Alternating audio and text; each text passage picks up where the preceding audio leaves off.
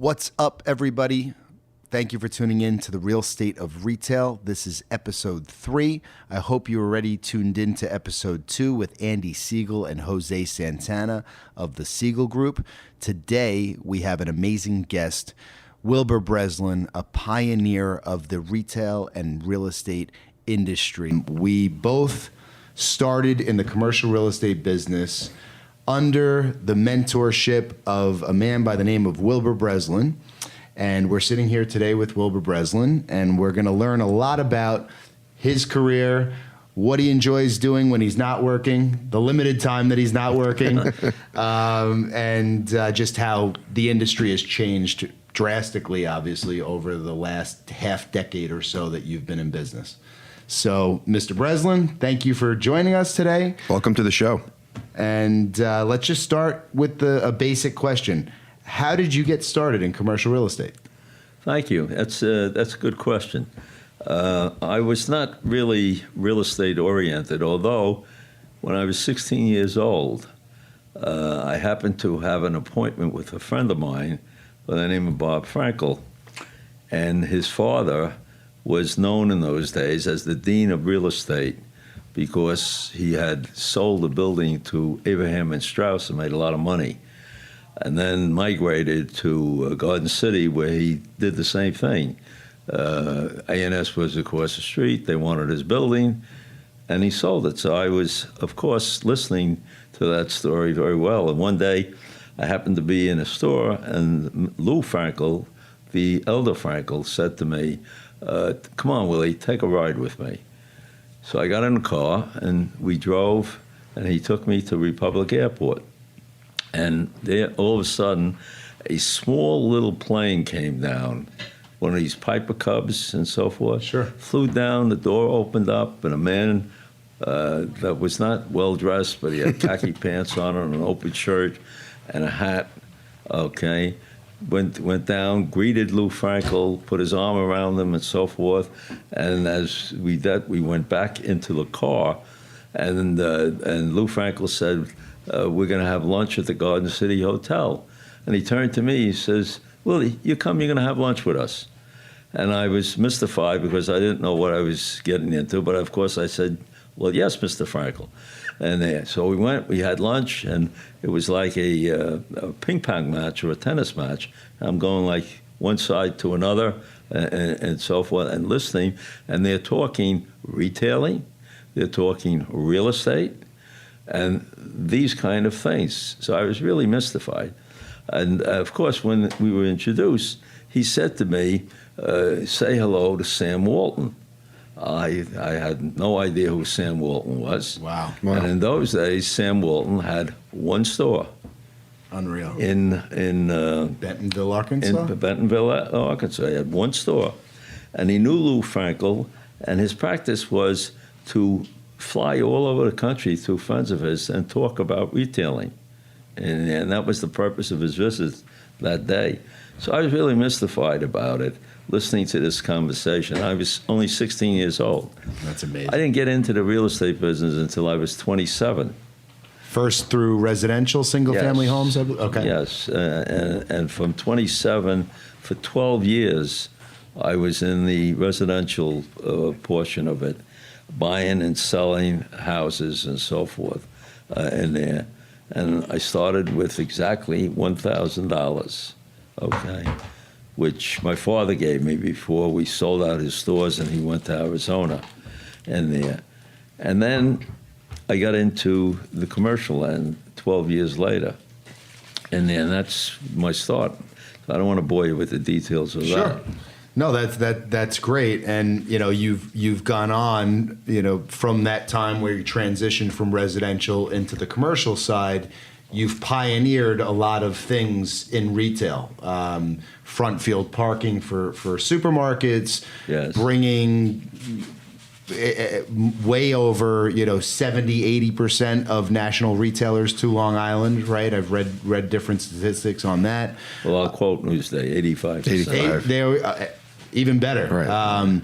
And, I've watched you do that, and I've tried to mirror that in ways, by bringing new companies to Long Island also and other markets. So tell us a little bit about when you started to focus more on the retail side of things. It was primarily through brokerage initially, but you've also been a very successful developer. So how did that transpire? Well, I have to go back a little ways before that because my father was in the fruit and vegetable business. And that probably, not that I knew about it at the time, but that probably taught me more about the real estate business than anything. Hard to say how a fruit and vegetable store, but my father had 12 stores. Wow, I didn't know that. So it was an experience that really enabled me later on in years to implement those things that I did in the fruit business into the real estate business. I'm assuming you mean merchandising, where to put things, how to get eyes on them. Yeah, my uncle, who was part of my father's team in his 12 stores, always was a great showman. And he kept saying, if you can't sell the tomatoes in this spot, you've got to put the tomatoes in another spot until you find the right spot to move it. Real estate is no different. Right. Absolutely. That makes complete sense. So the transition into retail real estate, obviously you've done a lot of work with all of the biggest, retailers basically in the country, in the world. Walmart, you already mentioned. Yes. For anybody who's listening who didn't make the connection between Walton. In those days, I wasn't doing business with Walmart. Right. You had met Sam Walton. Right. And nor did that meeting help me in any way to do so, but it got me interested in it. And when I did meet Walmart, I really forget the initial circumstances, but I didn't like them at all.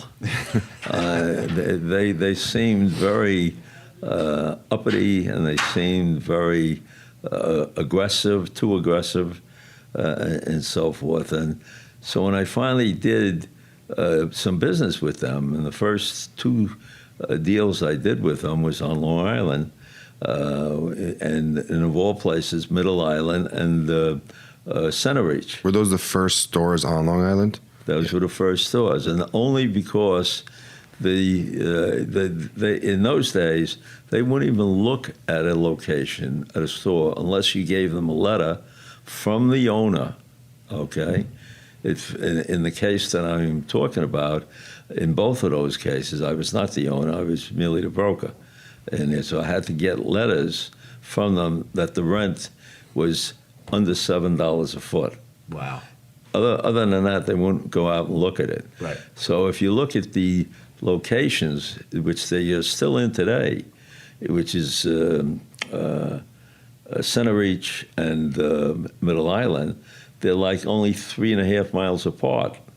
Okay, but because even then, that many years ago, there was nothing for under $7 a foot except the boondocks, wow. Right. which these two locations were.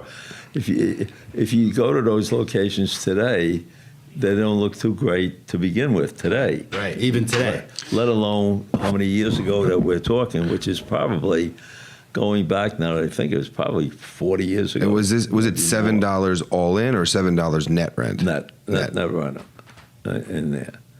All in became a new thing.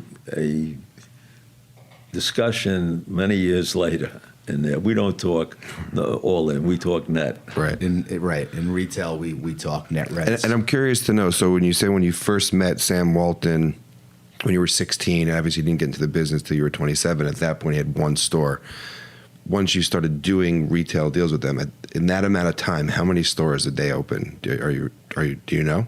Did they? No, I don't know offhand, but they have to be. But like hundreds of stores at that point? I would say hundreds in that period of time. Wow. I mean, and today it's how many thousands right. in there.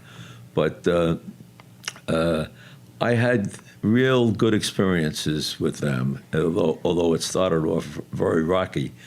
But I'll tell you how good the relationship became when going many years later. And it was I was on a first-name basis with some of the top people. I don't know if you've ever heard the name Eric Zorn. Sure. But Eric Zorn was the top real estate person for Walmart for umpty years, I forget how many, when he was there. And I didn't meet him until at least 5 years or 6 years after I started to do business with Walmart. And I met Mr. Zorn after they finished a field trip, and they invited me to dinner, which is also an unusual happening in Walmart world. Sure. But they did, to a local restaurant, and I met him for the first time.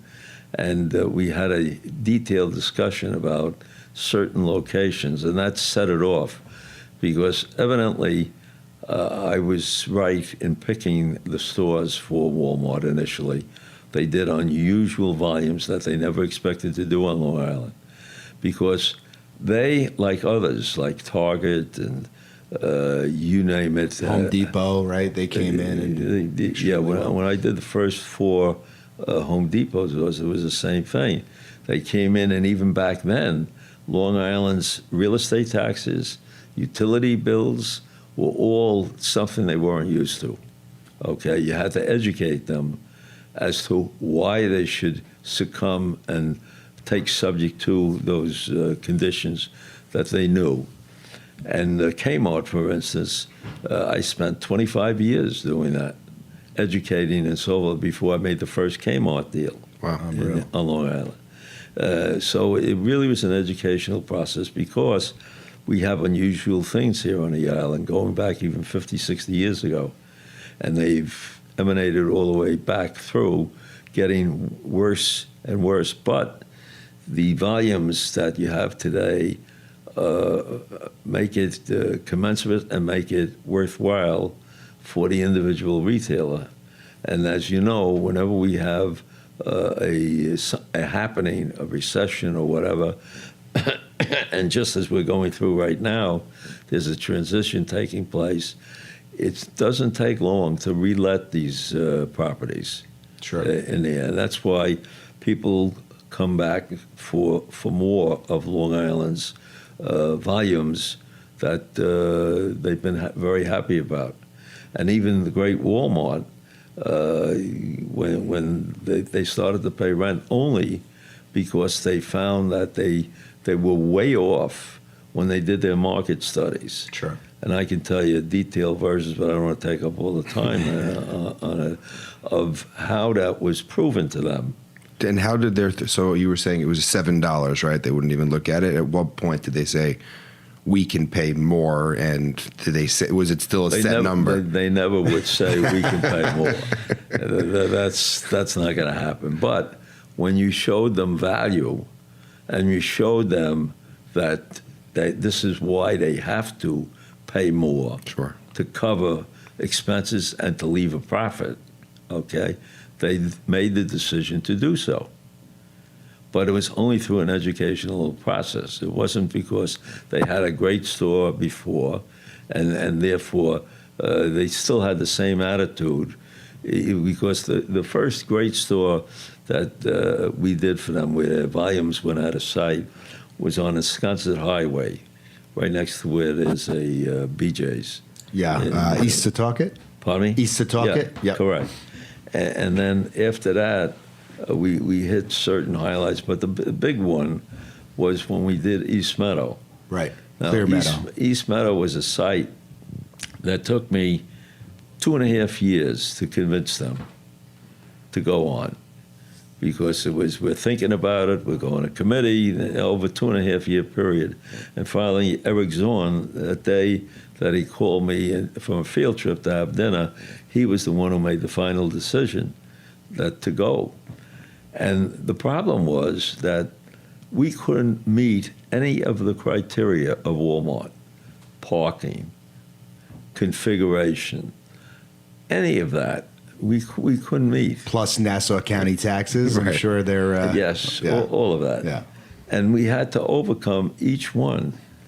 And finally, Eric Zorn made the decision, we're going to go. Okay. And I was a little upset that they decided to go because Home Depot was on my back to pay $5 a square foot more for 127,000 feet. Wow. Sure. But in any event, we did the deal, was extremely successful. Their volumes were out of sight, okay? Did you negotiate percentage rent in that deal? No, you don't get percentage rent. No percentage rent from Home Depot. No, okay. no, I mean, from Walmart, sorry. Yeah, that's not the partnership. But that led them to another location, which is right on Route 110, which we now call Republic Plaza. Sure. Polytechnic Institute. And I had already signed a lease with Walmart for 151,000 feet, migrating because when I first met them, their footprint was 134.5. In Wisconsin, I couldn't deliver 134.5. I can only deliver 127. Okay. And they turned me down. Wow. So it took me 6 months to convince them they were making a mistake, because they come from areas all over the United States where everybody delivers exactly what their criteria is, or otherwise there's no deal. They had the land. They had the space to do so. They were never used to what I was telling them, that this is Long Island, and Long Island has different real estate values and has different real estate. They thought I was out of my mind, right, in saying this to them. So it was an educational process for them. But then getting back to Eric Zorn calling me one day, but this time it's Eric and Willie, on a first name basis. And he says, Willie, I have to change the deal. I said, what do you mean? This is a signed lease that we have. And he said, we have to change the deal in this respect. I must have this store open a year from now. So was there nothing there? It was dirt at this point? You got it. Okay. And there was a lot of site work to be done, and a lot of contamination. There's all kinds of hurdles that we had on this piece. And they said, if I leave it to my people, he said, we'll get it done, but not in a year. It'll probably be two or 2.5 years. He says, and I know you can do it better than my people. So the way I want to change the deal is you're going to do all the site work, okay? And we don't have time to do detailed papers, because when I started with Walmart, they had an 11-page lease, which they migrated to 150 pages later on. He said, we don't have time to do that. So we'll keep a scorecard. You spend money, I'll be spending money. We'll keep the scorecard, and at the end of the job, we'll ante up, whatever it is. So that's what we did. And I won't bore you again with the details of the horror story, because we had to do things to get it done, but we did. We met the timetable, in the end we had the scorecard going in there. And then the last surprise was when Zorn called me and he said, listen, he says, I had said to him prior to that, I had said, look, the timetable you're giving me, we got to open the store March 15th. When am I going to do the paving? Because the paving, by that time of the year, the parking lot is frozen, okay? And he said, do it. He says, but you'll have to tear up the whole parking lot again and do it all over again in June or July. He says, do it. And I did it. It had something to do with Wall Street, I'm sure, in there. But anyhow, we finished this thing. At the end of the day, the scorecard read that Walmart owed me $2.5 million. Okay? So the story is far from over in there. All of a sudden, I had gone through 4 managers during the period of time, because Walmart changes people, usually from the inside. Right. They promote people. And the odd part of it, in my case, okay, you couldn't get a hold of anybody. So you couldn't talk to anybody that had said that this is okay, that's okay, or whatever in there. So we had to do things on our own. And then before long, lo and behold, and at the end, they change again. And the young man that I was doing business with, who's now all the way up in Walmart echelon, in there, he's no longer there. Right. And I can't even get him on the phone in there. And in walks a lovely lady who was an attorney by the name of Mary Rotler. Sure. And We were with Mary last week. Huh? Yeah, we were with Mary last week. Right. And she walks in, and finally I get to a very important part for me was, by the way, can we talk about the $2.5 million? Yeah, it's And not she chump says, change. "What's that?" That I spent in good faith. Yeah, and she says, "What's that?" Right. And I was very upset about hearing, "What's that?" Yeah, that's scary. And, and Mary finally got into it, and she would come back periodically because she didn't have the time to spend on it, and she'd insist on seeing all of the invoices that made up the $2.5 million. And it took 11 months. Oh, 11 months. And finally, I'm sitting in this room where we're sitting right now with about 6 people, and all of a sudden the door opens, and it's one of my people, and she says to me, "Mr. Breslin, could I see you?" Well, really, nobody ever disturbs me when I'm in here like we're in right now talking in there, but I figure this has got to be something wrong at home. So I get up, and I walk outside. She said, "I didn't know how to get you out, but I had to show you this." And she shows me an envelope. It says Walmart on it. I open it up. There's no letter. There's no note. But there's a check for $2.5 million. wow. Believe that or not. I believe it. I believe it. It's That's unbelievable. the story. And that's the way I did business with Walmart. That's Unbelievable. incredible. Well, just to I guess, speak to the audience a little Right. bit, because a lot of people who will be listening to this podcast are not New York based, or have never been in this building with us or in this conference room, and I want to describe it a little bit. So when you walk the office corridors here at Breslin Realty Development Corp, and you're in the conference room, there are development plans with tenants large and small throughout the office, throughout the conference room, and then there's photos with Mr. Breslin, with politicians, celebrities, people of importance throughout your career. And it's always been amazing to spend time here, and I've always enjoyed that. I do want to ask you, I've heard so many of your war stories, Yeah. and I love hearing them. This is an opportunity for people who don't necessarily know you to hear stories. So this is an amazing experience for me and everybody listening.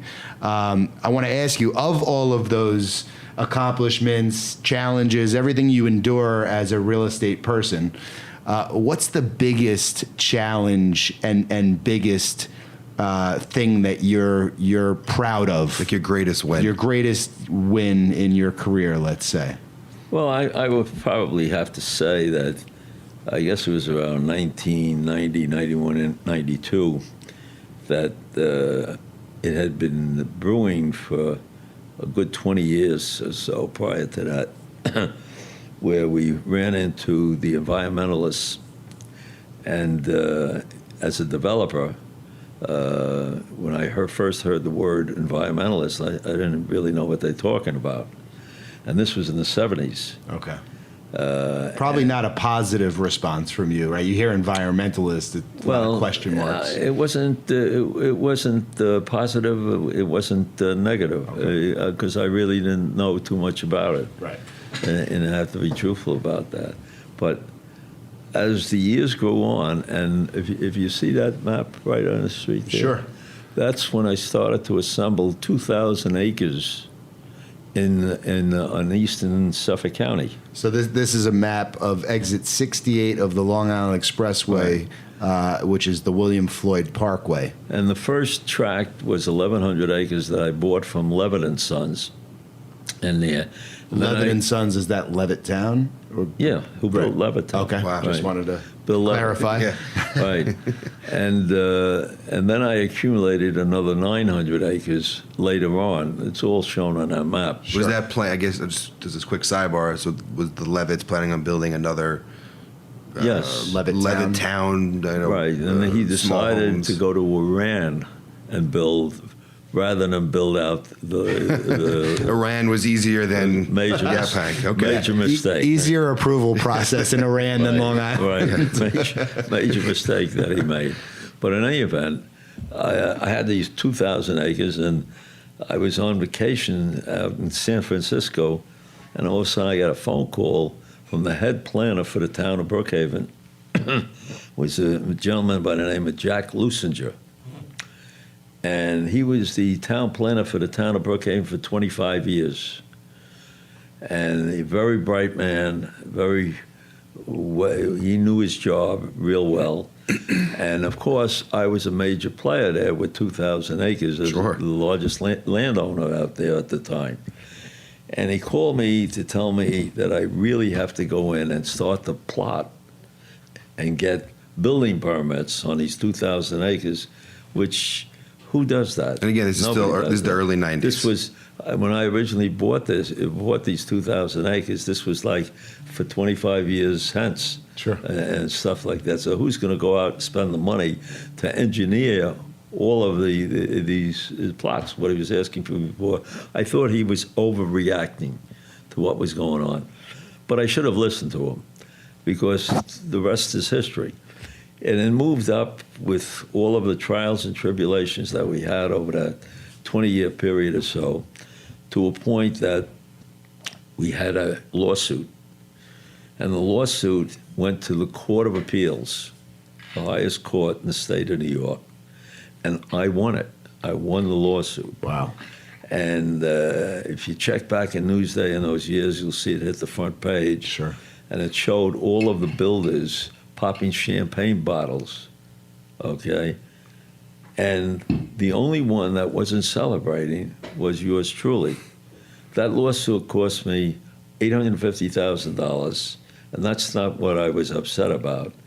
What I was upset about is the Long Island builders didn't contribute, didn't participate, didn't do anything but listen. Right. Okay?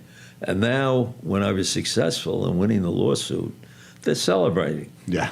And I remember specifically calling the next day Bud, I can't remember his name for the moment, but it'll come to me. He's a really nice guy, big gentleman, and he was really well vetted in Suffolk County real estate.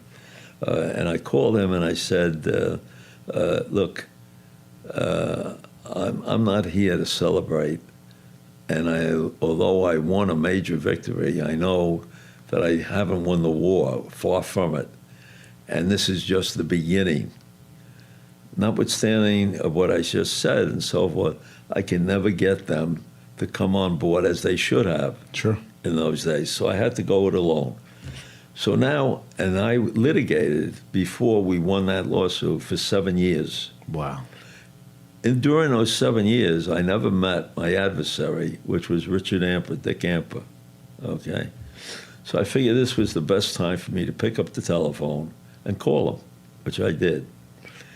And I wasn't celebrating on the phone with him, but I just merely said, and I remember those words, I said, I think we ought to sit down and see if we can work together to work out our problems, your concerns, my concerns. Sure. And work together. And we did that. And we did that for approximately 1 year. And during the course of that year, I hired 18 scientists, 18 of them. Whenever I heard of a scientist that was the expert for the category involved, I hired him, so he didn't get him. And to make a long story short, yes, this all fulfilled itself when I had to do a $3.5 million environmental impact statement, which weighed 49 pounds. You mean the paper? Paper. Yeah. 49 pounds of paper. Okay. And in those days, the publisher of Newsday was a gentleman by the name of Bob Johnson. Okay. He's the only one that I know that actually read every single page of those 49 pounds of paper. And he called me one day and he said, listen, I'm not going to be able to have time to read it in my office, but I'm going to read it on weekends. So you get these 49 pounds of paper over to my house. How big of a stack of paper is 49 pounds of paper? Like this. So like 3 feet of paper? Yeah, exactly. You know, this is finished paper Right. I'm talking about. And to make a long story short, over the years, his wife once called me during the course of that. She says, "I hate you." She says, he refuses I haven't to go seen him out. in years. Yeah, on the weekends, he was reading it. And the end of the story was he came to me, he called up, and he said, "You guys have done an excellent job." And he was prepared and did, in fact, support me Wow. all the way through the years that were added on to do things. But it led up to that point, and as a matter of fact, they recently, when I say recently, a few years ago, had a 10-year renewal. If you look at that picture right on the right-hand side, on the lower side, Sure. you'll see Mario Cuomo, the governor, and you'll see my adversary, Richard Amper. You'll see Tom DiNapoli, who's now the controller for the state of New York. Sure. All who on the signing of the Pine Barrens Law. And the Pine Barrens Law was a good law because it really looked into certain things. It's like everything else, it gets abused, okay, here and there over the years and so forth. But essentially and basically, it was a good law. And it made people cognizant of of the environment, of how it's to be handled and respected. Sure. So it worked both ways. Today, it's become a little abusive with the Pine Barrens credits Right. that you have to go. But that was the part of the pie that Richard Amper and his cohorts got. Were they traded back then like a commodity, like they're traded Not now? at the beginning. Not at the Yeah. beginning. Okay. It's got evolved, to that. yeah. It got to that because I remember getting called from the former county executive of Suffolk. I forget his name for the moment. And then it was also the head of the water authority Sure. out there. And I got a call from him. "You better get out here tonight." I said, "What about?" He says, "Amper's up to his antics." Okay. And I came up, and the whole walls were full of my land in there. And it said CRA. I don't even remember what CRA was. And Amper came over to me, and he says, "It's got nothing to do with you." And when he said, "You don't have to worry about it," that's when I started to worry Right. about it. Yeah. Okay. And there were things that happened that you couldn't believe, including there was something with all the acreage I had. There was, at the last minute, they pulled out 250 acres that should have been in, that was out, Okay. that I was supposed to get certain exemptions from Sure. in there. And I found myself on a telephone at 1 o'clock in the morning, okay, with Senator Laval, you've heard that name Sure. before, Tom DiNapoli, okay, telling them this was what our findings were, and this had to be rectified.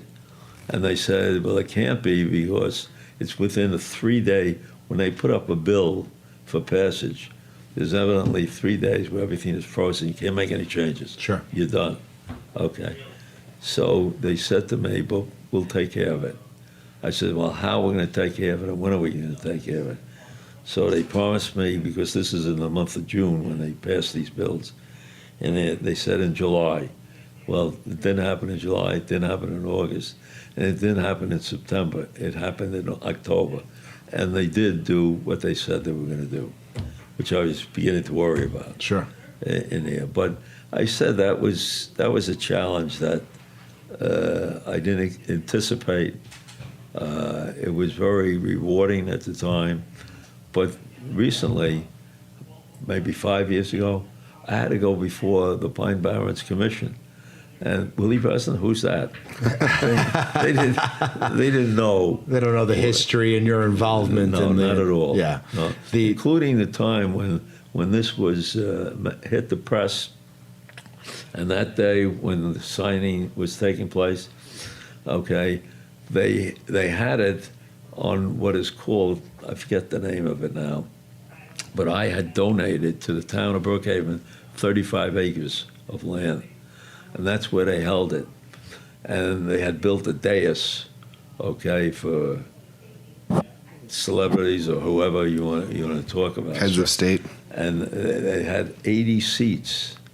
Then they had all the TVs, Channel 2, 4, 12. Everybody was there, okay. And so they had names on the dais of where he was sit. So I got up myself and I'm looking for my chair.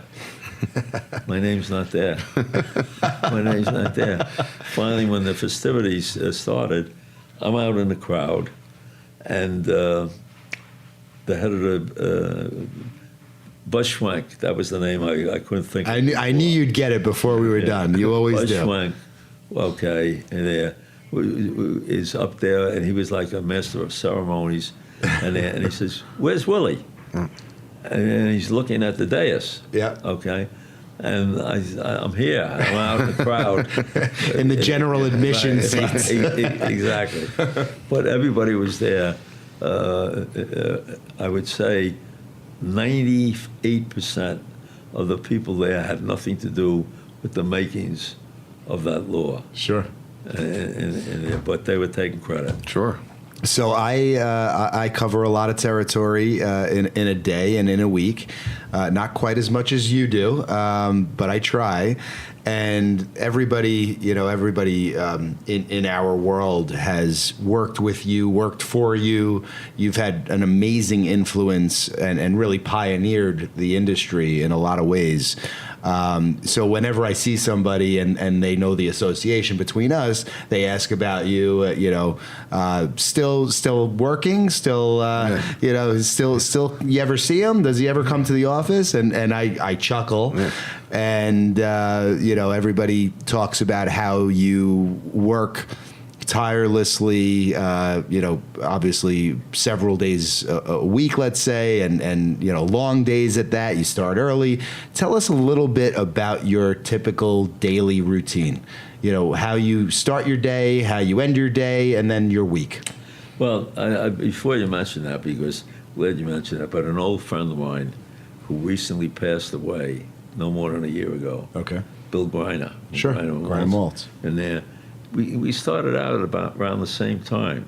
I went into business in 1953, and I think he was around the same year. Okay. In there. He did primarily industrial. Right. He did industrial. Yeah. Okay. And he worked like I did. Same thing. Only he was even worse than me because he worked 7 days a week up until the day he died, which is just about a year ago. Wow. In there. And to this day, I still work 5 days a week. Right. Okay. And I do work at home on Saturday and Sunday, but to me, that's relaxation. Sure. Yeah. In there. And I love it. I like what I do, and that's why I do when I go away, which as the years progress is less and less, when it should be more and more. Right. But I turn it off. I've had that talent, and I call it a talent, to be able to turn it off. Sure.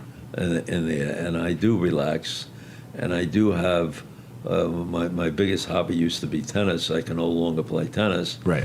so I look for other things that I do, but it's the same thing. If you like what you do, why not do it? Absolutely. It's almost as if you're not working. It never feels like work if you love it. Enjoying life. So what time do you get up in the morning? 3:30, 4 o'clock. And you're typically in the office. What do you do? Will you wake up? Just give us. Has it always been 3:30, 4 o'clock? I'm in my gym. I have a gym. Okay. So And I'm in the gym, and I'm there for about an hour. Okay. So you get up, you work out. Right. Do you have you eat breakfast and then start your day? And I go to work. I'm in the office. This morning I was in the office by 6:30. Yeah. Yeah. Which is you can accomplish a lot before lunchtime if you're in the office that early. We have people. I always start to smile when I pull up in the, and I have a driver now. Right. And then when we pull up and say there's always 2 cars, 3 cars in a lot. Sure. Because we have people that come in that early. Yeah. Primarily to help me. Did you always? Sure. Did you? Was it this always your routine? Up 3:30, 4 o'clock in the office by When 6, I was in the 6:30. fruit business, okay, I used to be down by the stores to unload the trucks at 4 o'clock. Wow. Even if I came home from New York, which I did a lot of those days. I'm sure. And that begs the question, what time would you typically go to sleep? Do you operate on less than 7 hours of sleep? And when I was younger, I used to operate on 4 and 5. Wow, I can't. That's amazing. 4 and 5. Now I need 7 to 8. Yeah, still amazing. To get a little bit away from business, I know that you have a background in jazz. That you're a musician. Can you tell us a little bit about that? In a fashion, I had a lot of musician friends. Right. My oldest. You knew Frank Sinatra too, correct? Yeah, that would be a good story. And that's a great story. I haven't heard that one. So I was around a lot of musical people and so forth. And I did play when I was 16 years old. I made a major mistake. I had a scholarship to Miami University, music scholarship. Wow. And I didn't take it. Why? I was making $250 a week. You know how much $250? My father, a respected businessman who had stores and everything, he made $100 a quarter. How were you doing that? Yeah. How did you? I was playing music. Oh, okay, through music. In Wow. Manhattan. Wow. And that's why you didn't take the scholarship. That's right. Okay. That was a mistake. Okay. That was a mistake. I should have. And what instrument do you play? I played clarinet, tenor saxophone, and bass fiddle. This funny story about the bass fiddle was I had a friend of mine by the name of Alan Keller, who all his life was a well-known jazz musician. Sure. And his brother Jack Keller, I don't know, you guys are too young to remember the show called Bewitched. Oh, I know Of course, Bewitched. remember it. Yeah. He wrote all the music to that and Sure. so forth. So they were big time things. So one day, Al Keller calls me up and he says, "Willie, a terrible thing happened." He says, "I'm playing this job out on Long Island tonight, and my bass fiddle player got sick." He says, "Can you help me out and come?" I says, "Al, I don't play bass." That's a big difference from a clarinet and a saxophone, by the way. He says, "You come over to the house." In those days, he lived in Malvern. Okay, you come over to my house, and we'll work it out. So I did, and he taught me enough that I was playing bass fiddle that night. That's amazing. That is amazing. Right. That's really amazing. How did you meet Frank Sinatra? Well, I met him. It was a funny circumstance in there. Going back because I had known of Frank Sinatra and followed him, all his career. But what happened is, let me remember this. The best way to tell the story is that I had in the days that it was 1965 or thereabouts, and I was the first one who brought 7-Eleven to the island here. Sure. And I did 65 deals with them. Wow. With a fellow by the name of Ken Bishop. And one day, Ken Bishop and I were in Manhattan signing 3 deals, one of which was being signed by, and his name escapes me for the moment, but he's the one, if you go on 57th Street, the Sure. Avon building, Sheldon Solo. Okay. Yeah, sure. Sheldon Solo. The one Okay? that slopes down? Yeah. The Grace we were building. signing a lease with him. The Grace Oh, building. Yeah. We were signing a lease with him because he was a Comac builder, one-family house builder. Really? That's where you got and started? we were doing a 7-Eleven deal with one of his remnant deals. Sure. In there. So we finished the 3 deals, and Ken loved to drink. Okay, and he said, "Come on, we gotta get a drink." So we're passing by, and all of a sudden I see a little restaurant called Jilly's. Yeah, of course. Okay, and that's a friend and ultimately a partner of Sinatra's. And I said, "Okay, let's stop here," and I start to talk about Sinatra. And I started to tell him about 1939 when the World's Fair was here, and they had the, I forget what they called it, where all the bands, the big bands would come in. Sure. And play and so forth. And Sinatra he was then working for Harry James, Okay. trumpet player, in there. And we go down, we sit in the cocktail lounge, and all of a sudden I look on the other side of the room, there's a table with about 5 men and a woman. And when all of a sudden he turns his head, I look, and I poke Ken Bishop, who was sitting right next to me, and we're having a drink. I said, look.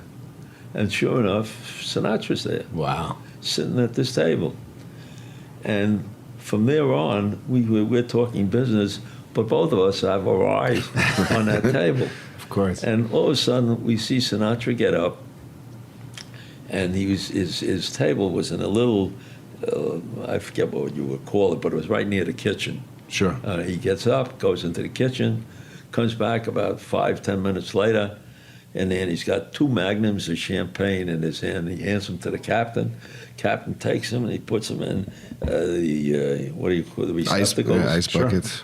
In there, and we're watching, and we're figuring he's buying somebody a drink. Right. In there, because he's motioning to the captain. The captain now walks there and walks on our direction, and we're looking around from side to side as to who he's bringing it to, but he's bringing it right to my table. Really?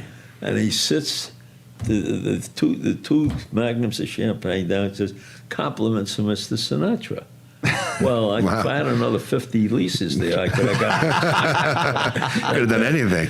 It was like unbelievable. And then a very old, famous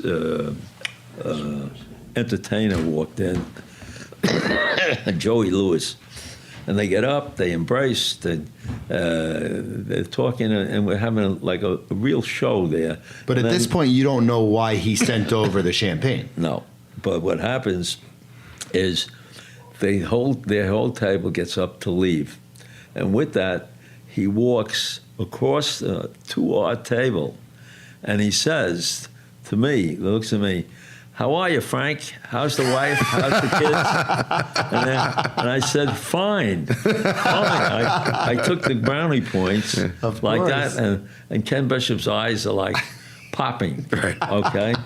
But very, very subtle, and it was obviously a mistake. Right. That's Mistaken unbelievable. identity. Right. That's amazing. So what happens, we leave, I guess it was maybe 2 years later, 3 years later, something Okay. like that. I'm out in Palm Springs, and I'm out with some people because at that time I'd gotten into the business of Ponderosa. Sure. where Steakhouse. we yeah. built about 10 restaurants Yeah, all around. Sure. And then they had a seminar out there. And I had been in a restaurant that I had heard about for years called Dominic's.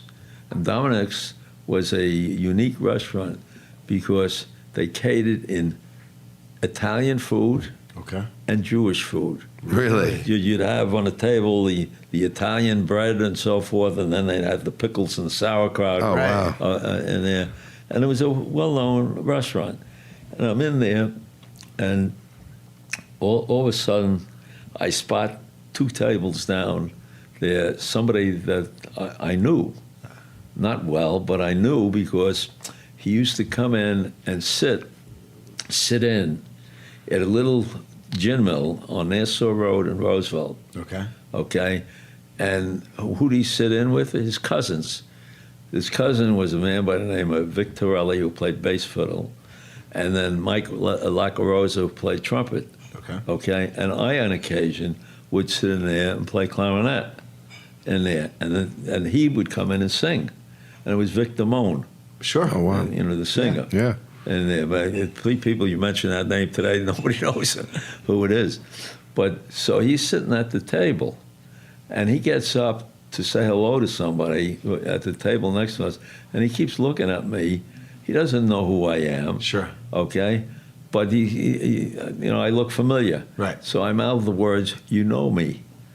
So I finally get up. I speak to him. I point out to him where he knows me from. Sure. And so, and we walk out together. we walk out together, and he gives the valet his ticket, and I give mine. His car comes up. My car doesn't come up. All of a sudden, the kid comes to me and says to me, "I'm sorry, we locked the keys in the car. You have to get a hanger." So we're now sitting outside, and I'm with my wife, and I'm with another couple. Sure. Okay, so we're sitting on the stoop right there, waiting for the car to come up, when all of a sudden, a Chrysler station wagon pulls up. Now, in those days, Frank Sinatra worked for Chrysler. Okay. Okay, it opens up, and who comes out? And by the time I turn to my wife and the other couple to say, "There's Sinatra," he's past us, and you can only see his head. And they said, "That's not Sinatra." I said, "That's Sinatra." Okay?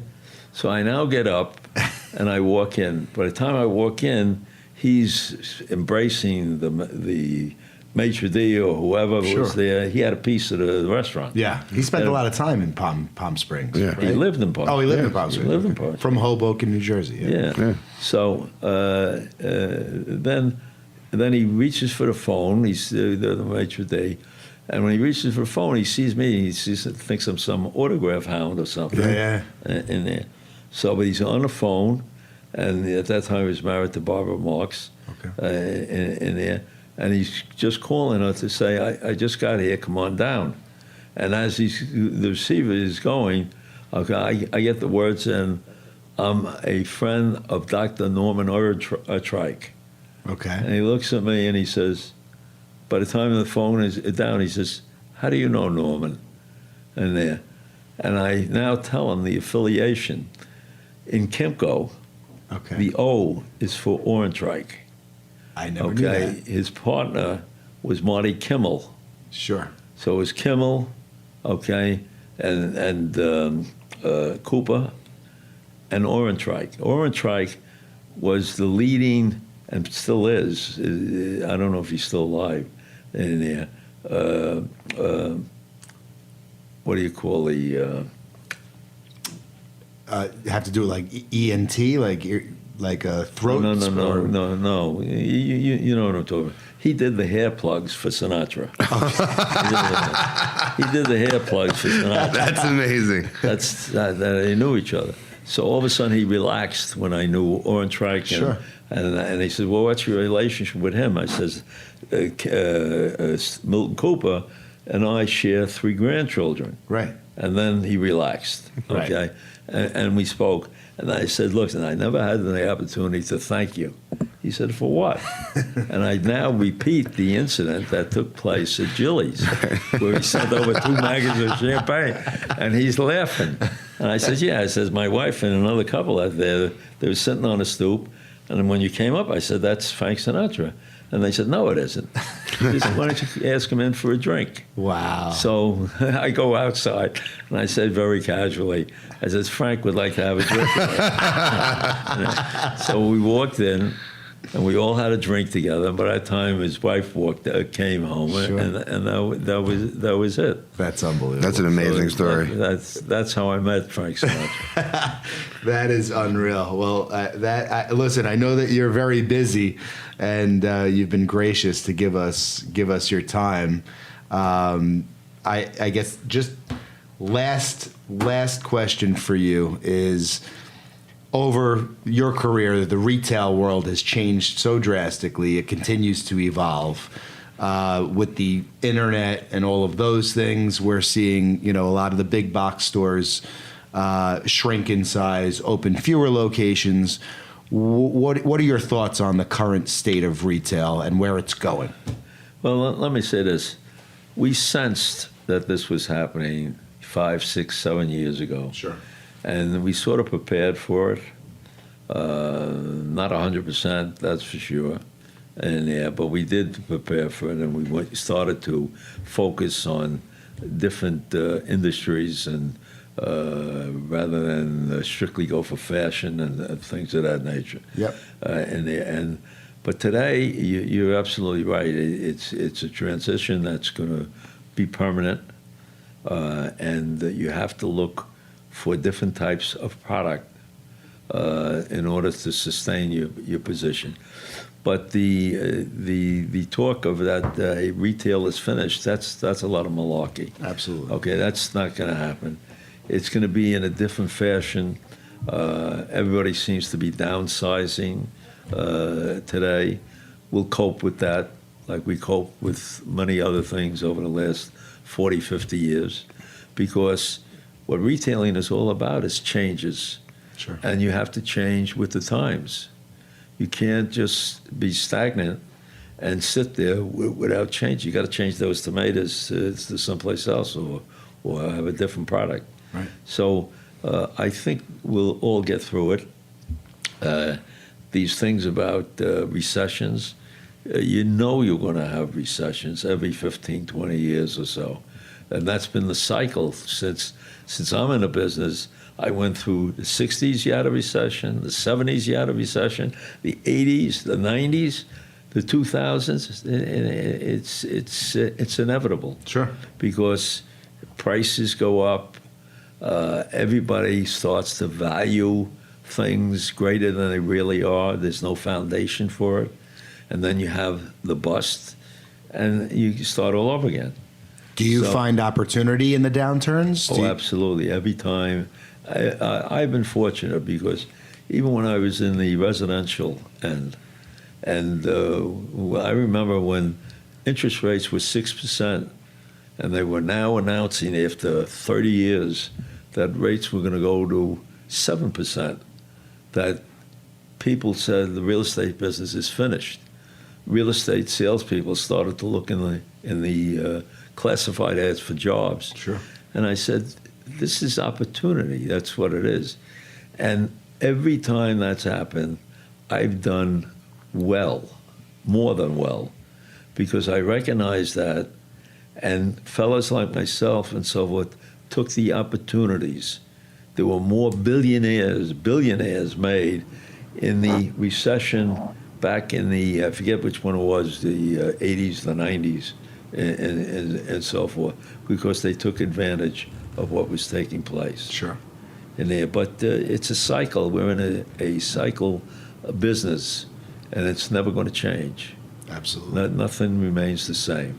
Absolutely. So you have to change, evolve with it, or you become irrelevant. Right, like basically. today on the island, everybody's now going crazy with apartments. Sure. Well, I remember years ago when I built apartments, Jerry Monta and I, Jerry Monta's Holiday, Sure. Right, and then of we were course. partners for 12 years. And we built all over the place, okay? And then there was a stagnation, okay? You couldn't get zonings for number one. Right. And that lasted a good 20 years in there. And then when you could, the next thing you know, everybody overbuilt. Sure. And it there was too much continues to product happen. on the market, and Right, exactly. had to absorb that product. And the inflationary numbers that are a result, you can find more newcomers that come into the market and end up going bust. Sure. Because they couldn't do anything wrong, because somebody came in and offered them more money for this, more money for that. You can't sustain yourself and you sustain the position by doing that. So you've got to really know your values. Excellent. So you have, again, I mean, so many accomplishments, too many to list here. The real estate school at Hofstra is named after you. You, again, just continue to push the real estate industry further and further. If you could give some advice or guidance to younger people that are interested in getting into the real estate business, what do you think, what kind of qualities do you have to be successful in this business? I could describe that in one word. Please. Persistence. Persistence. You gotta be able to stay with it, and you gotta be able to take disappointments. Sure. Of course, that's what we have. I always used to say to the people that work for me that out of every 20 opportunities that you have, you're going to make one deal. Right. Okay? But you can't afford to be judge and jury and say, I'm not going to do this, the 18th one or the 17th, because that could be the one Right. that gels. Yeah. It's a tough business. It's not easy. It's definitely a tough business. Well, I want to take the opportunity to thank you for obviously making yourself available to do this. And beyond that, I want to take the opportunity to thank you personally for everything that you've done and continue to do for me. So thank you so much. My pleasure, Jason. I really appreciate it. This is great. Thank you so much. Thank you. you.